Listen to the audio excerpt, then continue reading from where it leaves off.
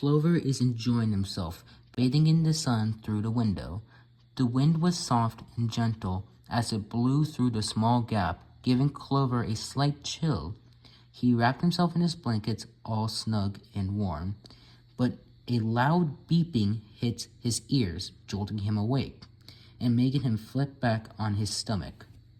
He ran downstairs, his paws tapping on the wooden floor.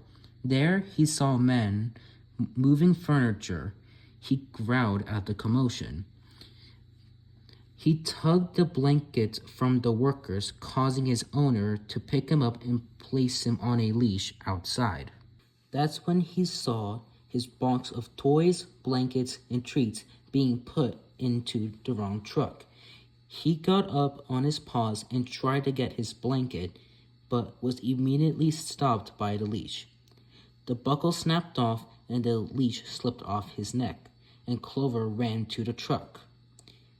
He jumped inside and found his stuff hidden in the back of the truck, but then all of a sudden the doors shut behind him. What had happened and where was he going? The door opened as Clover with the boxes flew out of the truck and into the mud, his own fur now all muddy, covering his eyes.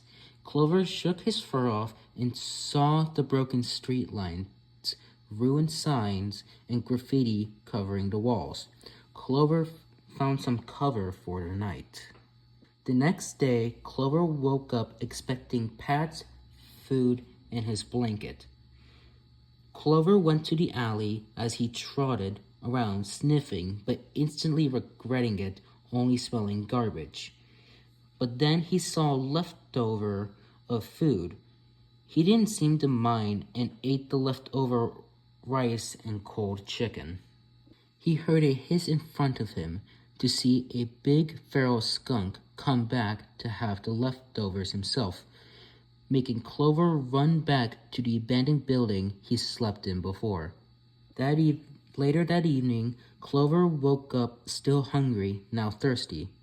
Clover went back to the alley to find food, still hungry, and sniffed the air alley to alley, no longer caring about the stench of the garbage anymore, and found a half-eaten hot dog still with the bun. He decided to take it back to his resting spot and eat it up there, as he grabbed it with his mouth and trotted back. But as he got back there, he saw the skunk sleeping and using his blankets as his own resting spot. Clover decided to fight back as he dropped the hot dog and growled. Clover lunged forward as the skunk sprayed him, causing him to back off and shake his head. Then he lunged again, biting the back of the neck and pinned them down with a powerful bite. Clover lets go of the skunk, and the skunk runs off into a nearby alley. A sudden car stops in front of him, and his owner came out, worried and relieved to finally have found him. After getting a long-needed bath, Clover was now in his new home as he lay with a fresh blanket. He lay on his blanket, all fresh and clean, but something in him changed. It didn't feel as relieving to just have steak and treats given. But when he worked for his food, he didn't just feel proud of himself, but he felt refreshment, seeing how even with those moments, he pulled through and discovered something new inside him, as he fell asleep snuggled in the warm environment.